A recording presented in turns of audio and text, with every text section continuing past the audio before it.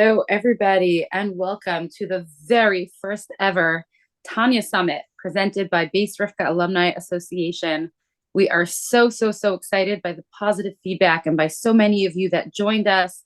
Some of you are joining us now live. Some of you are in Europe or Israel and are going to be listening to the recording later. But close to 1,000 people all wanted to be part of this preparation for Yitzhak Kislev. So welcome to the family, whether you went to Beis Rivka, whether you didn't go to Beis Rivka, we're glad you're here. There's a story told about Abraham Lincoln. When he was a young lawyer, he one time showed up in court as a prosecutor, and he was a very convincing and talented lawyer. And he looked at the judge and he pointed at the defendant and he said, "This man is guilty." And then there was a lunch break. And during the lunch break, the family of the defendant spoke to this young, charming lawyer. They said, "You're really impressive." And they asked, "Can we share a little bit about our family member?" And they spoke a little bit about their family member. And they said to Abe Lincoln, they said to him, "Can we hire you? Can you switch to our side?" And what did the lawyer do? He agreed. So after lunch, Abraham Lincoln turns to the judge and he says, "This man is innocent." And the judge said to him, "Mr. Lincoln, just this morning you said he's guilty. Now you're saying he's innocent. What happened?" And Abraham Lincoln said, "Well, I've grown since this morning."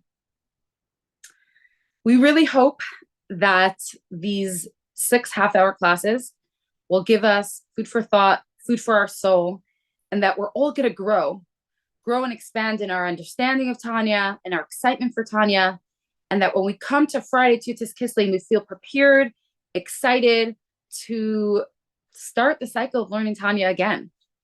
And so, without further ado, I introduce our very first speaker, Rabbi Tzvi Freeman, who, besides for authoring several books and senior editor at Chabad.org, he's working on a current Tanya project. And his class is going to be called "The World is a Clothing Outlet." And let's hear more directly from Rabbi Freeman. Hi, so there's 1,000 people there. I only see some black boxes, but I'll try. Let's say you're going to take some students to an art gallery, for example. You walk into the art gallery with your class. You don't go over to the first painting with a magnifying glass to show this is how the strokes are done. Or you first back up and say, "Look, what is this painting of? Is it a person? Is it a tree? What is it?" We're talking about trees. Let's say you want to teach about trees. You don't start off with, "Here's a leaf," or "Here's a cell of a leaf." You first look at the whole tree. So I'm pointing that out because we often make this error when teaching Chassidus, teaching Tanya. We get in immediately to the details and dikdukim. We have to first of all step back and say, well, what is Tanya about? What is Chabad? What is Chassidus about? And that's very vital because, I'll give you an example. Dr. Nissen Mendel, the Rebbe asked him to translate Tanya, and then he wrote an introduction. He wrote an introduction to explain what is Tanya. Oh, it's a philosophy, it's a system, it's a so on. It was several paragraphs. The Rebbe just crossed it out and wrote, Derech B'Avedas Hashem. It's a path in serving God. Oh, that changes everything. Now I look at each chapter in a different way. For example, we explain, this is Chabad. Well, what is Chabad? Chachma Bina Das. What's that? Wisdom, understanding, knowledge. Oh, so you're intellectuals. No. It's about serving God with joy, with love. Well, why do you call it Chabad then? Well, it's Chassidus Chabad. So we have to go back to start off with what is Chassidus. And only then we can understand what is Chabad, and then we can understand what is Tanya, and then we can understand this particular chapter or whatever it is that we're learning here. So I want to do that, and go start off with in the Sharblat of Tanya, where the Alter Rebbe gives his agenda. What is it that I'm teaching over here? And I'm thinking I'm going to be sharing the screen here. I hope I can. Am I sharing the screen? Yeah, I should be sharing the screen now. This is from Yes, we see it. We see it, Rabbi Freeman. our upcoming Tanya. And here is the Sharblat, Sefer L'Kutei Amar Mechelek Rishon Nikra B'Shem Sefer Shel Beinani, collections of teachings, part 1, the book of the Beinani. Melukad mipi Sfarim pi Seferim Kadei She'elo Nishmas Haneden Miyusad al Pasuk Ki Karav Elacha Davar Moed V'Fi Chovav Kol HaSeisel. So it's based on the verse. This is something very accessible to you, your mouth and in your heart to do it. This is Baal Shem Tov. The Baal Shem Tov is all about God is here now, your neshama is here now, the ahava, the love that you have for Hashem is here right now. It's all accessible here now. That's what the Baal Shem Tov is about. If you would be there in the Baal Shem Tov shtibel, and you would be with the Baal Shem Tov, experience a Shabbos with the Baal Shem Tov, or a davening with the Baal Shem Tov, you would feel, oh, everything is here right now. Hashem is here, my neshama is here, everything. This is it. So that is what the Baal Shem Tov already showed us. This is how it's done. This is what it's supposed to be. The Alter Rebbe comes along now to explain clearly how it is very accessible, following a path that is long and short. Won't get into the long and short path, but the point is the word how.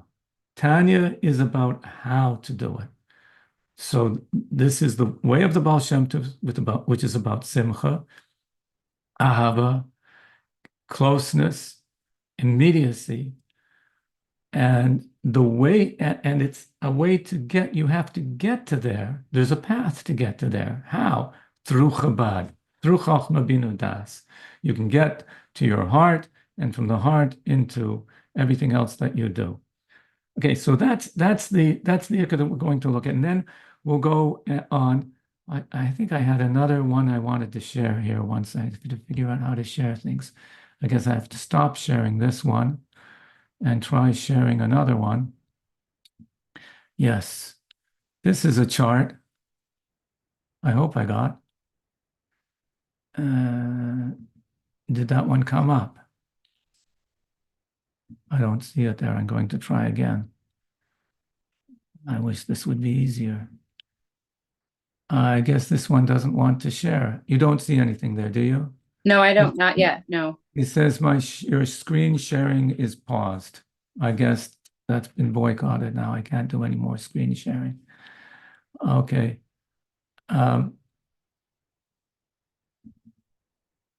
No, it's not working. It says you are sharing screen, it's just not showing up yet. So maybe Okay, maybe while I'm which one. talking, will show up. I looked through, the Rebbe made a mafteach to Tanya.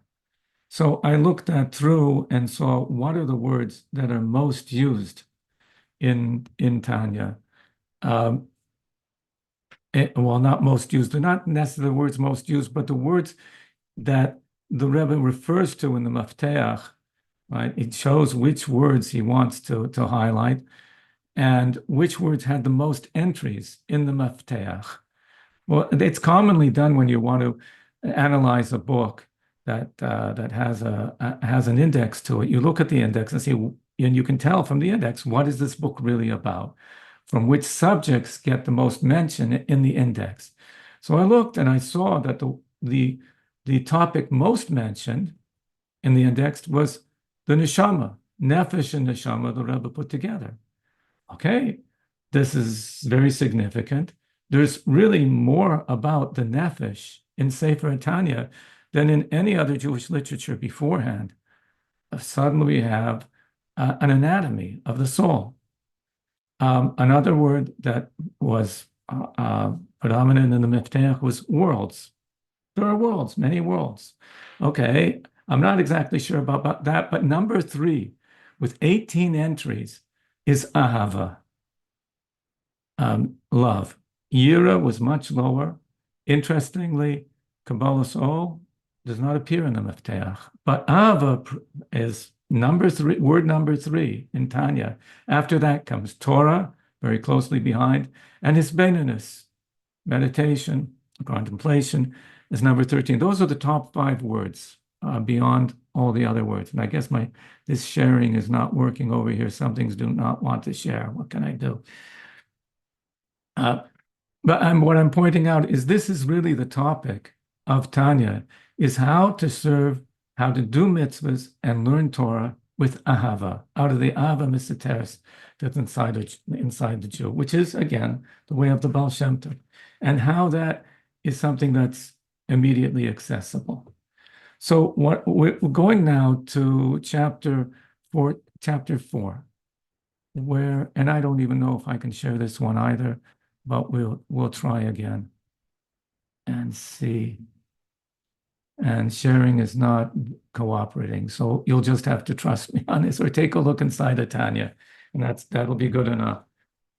Perek Dalet starts off by telling you that part of the anatomy of your neshama, of your nefesh elokis, not just that it has seichel, it has a mind, and it has a heart, but besides that, it has 3 clothes, levushim, clothes.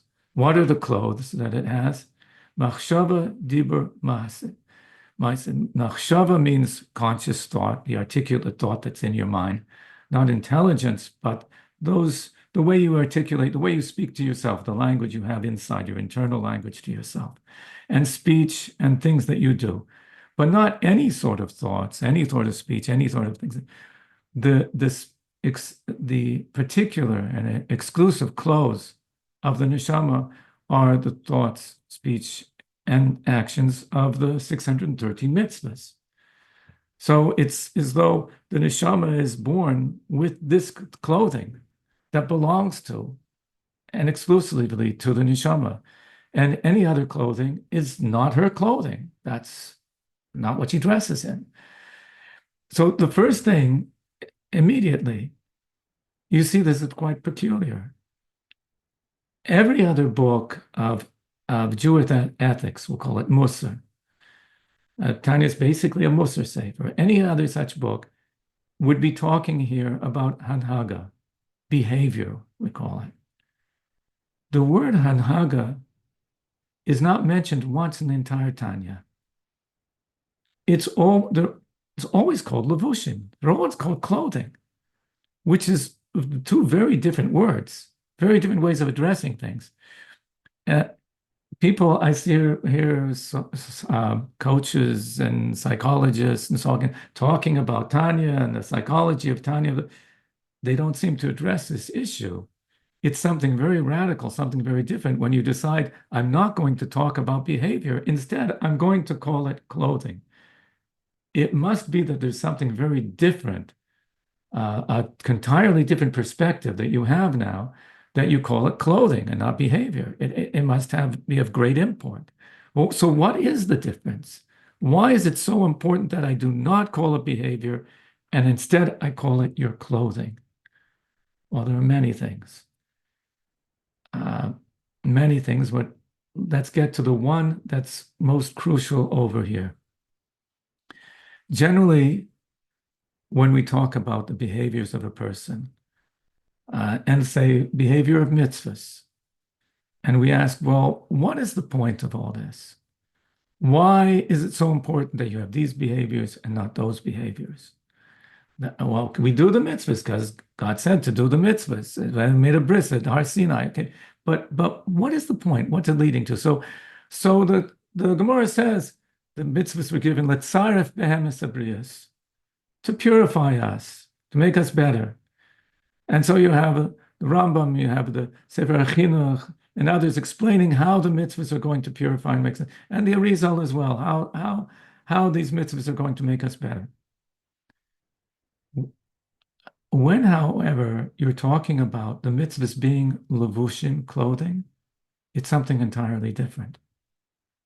Clothing is something that it's on the rack, you take it, you put it on, and now you are a different person. You're a changed person just because you put on these clothing. You didn't have to go somewhere, move along and change. You just put on this clothing and you were there immediately, just like that. You were there already. And this is exactly what the Alter Rebbe is saying here in Tanya. You're investing yourself inside this clothing. And when you do that, what is this clothing? Well, this clothing, he says, is God's embrace. You are now in his hands.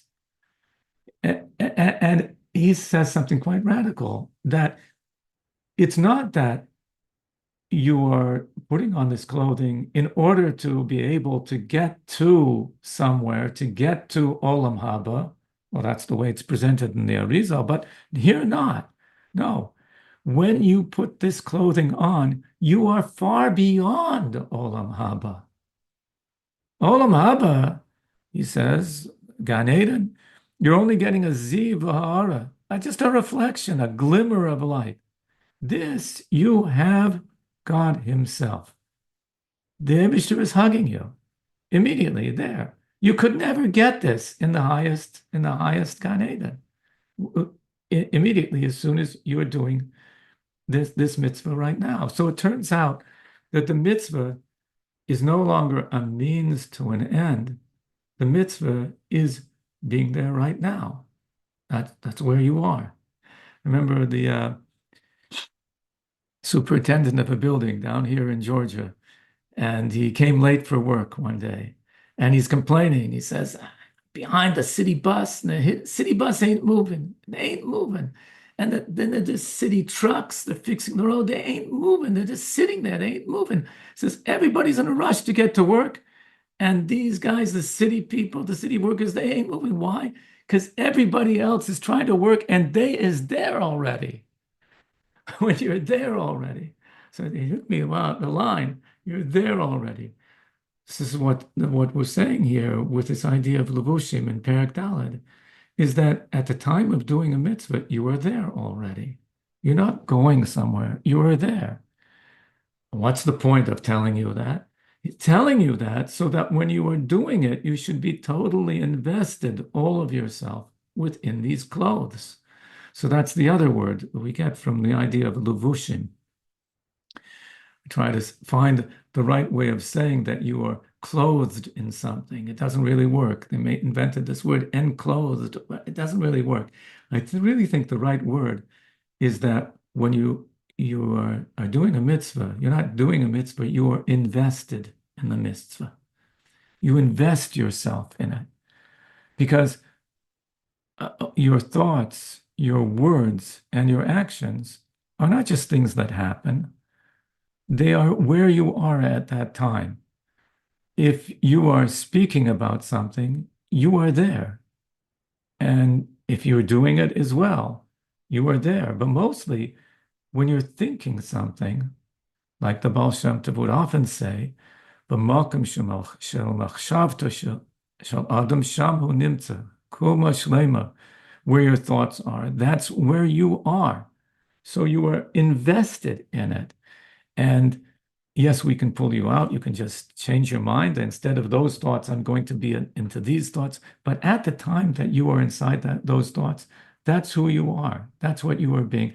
Just like when you put on a uniform, say a police uniform, you become a police person. You put on a ballerinas, you become a ballerina. We see that happens to us. So that's the effect of clothing, that you are investing yourself.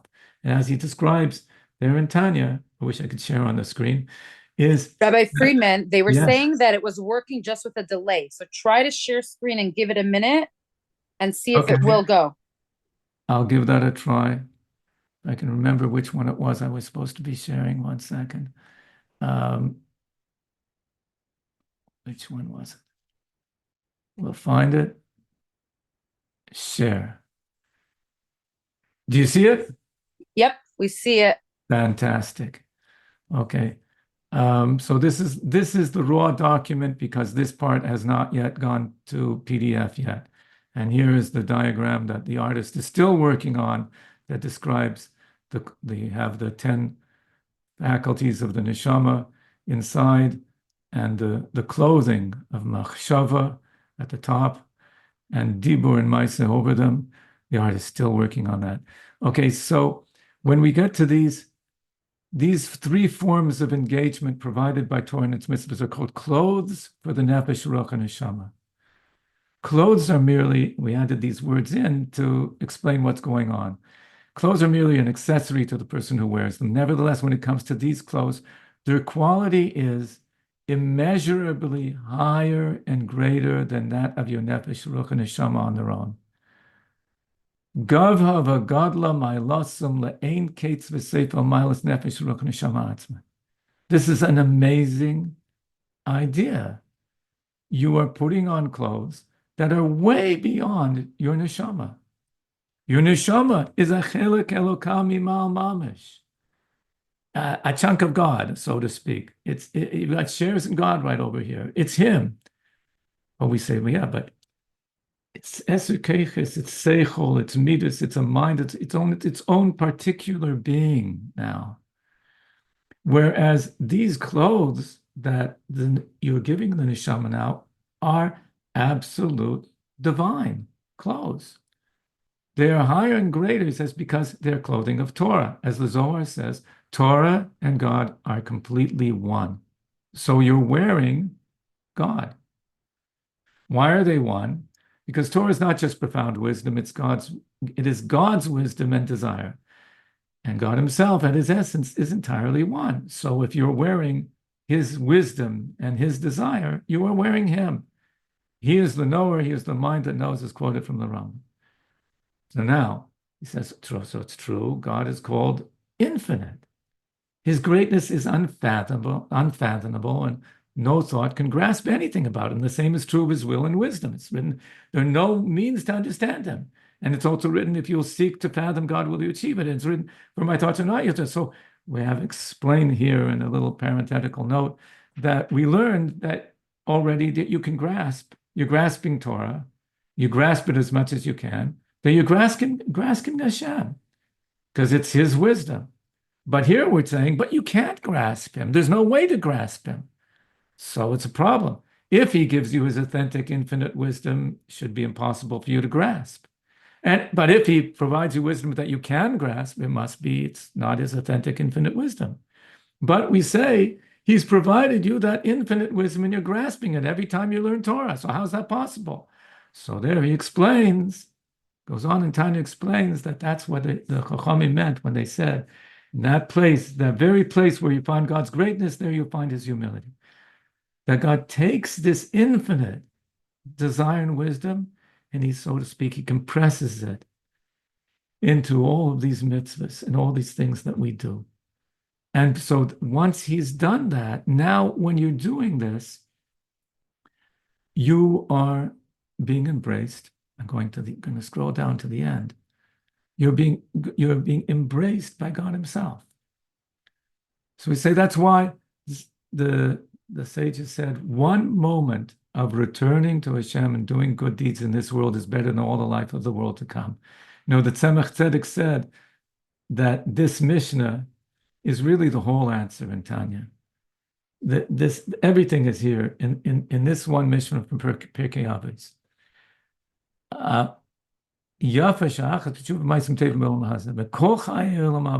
Everybody's thinking of Torah and mitzvahs as a way to get to Olam Haba. But here explains, as I was saying before, when I thought I wasn't going to be able to share this, that the mitzvah is way beyond that. Tshuva Ma'asim Tov is way beyond that. And he finishes off that when your soul grasps Torah and its mitzvahs and invests herself in them, then she does grasp God himself, and she invests her being within his, since Torah and God are completely one. So the act of a mitzvah is, at that time, you are within Hashem's embrace, and he is also within your embrace, and you're there already. What the Alter Rebbe is asking you to do is simply to consider that. Use your Chachma Bina B'das to consider, where am I right now? What am I doing right now? This is amazing. This is something that should be entirely impossible. Like the pasuk says, "Gilo nifleis hi mimacha." Before he says, "Kikar v'lechem and davar mod," it says it's not totally beyond you. Nifleis, it's not so wondrous. In other words, it really should be wondrous. It is something that should be nifle, it should be impossible, but you are doing it right now. I think about that, consider that, then everything else will fall away. Right? At any moment, at any point, any Jew, no matter what the circumstances, can be immediately within that embrace. Okay, the takeaway is, put it like this: in order for a person to change, make real change in the keiches and nefesh, in your seichel and in your midas, change that takes a long, long time. It's a goal. It takes a long, long time. So a person can get very discouraged in how I'm going to get there. Besides which, there are all these obstructions and challenges along the way. All the challenges of just being a human being inside a body and growing up in the world, and you're going to have all of your faults and all of your problems. Talks about depression, anxiety, and so on. But the Alter Rebbe always frames that, how to get over. He provides you advice, counsel, to recover from those things and get past them. But he always puts them not in terms of, oh, here's a problem you have to deal with. Here's a problem you have to deal with, and this is how. No, he says, it's all in a matter of right now, at this moment, you could be connecting with Hashem 100%. And there's something here in the way that's not allowing you to do that right now in this moment. So here's a way to put that aside and be in this moment right now, within that embrace, and don't let it bother you. It doesn't mean that you're going to be ignoring those things, no, but it means that you're going to be in a good place all the time. And then you'll be able to grow out of these things because you'll be in that good place in machshava, dibur, u'maaseh, by being there right now at each point within the mitzvah. Okay, so that's how the Baal Shem Tov is reflected in Tanya, and how the Alter Rebbe is how to do it. And about clothing, just take it off the rack and put them on. And Sarah, whoever, can we continue? You can continue to the next speaker. Thank you so, so much, Rabbi Freeman. You condensed that so powerfully about, the mitzvah. I'm already there. That was very, very, very powerful and inspiring. Thank you. And definitely gives us a taste to want more of this upcoming manuscript. So thank you, Rabbi Freeman.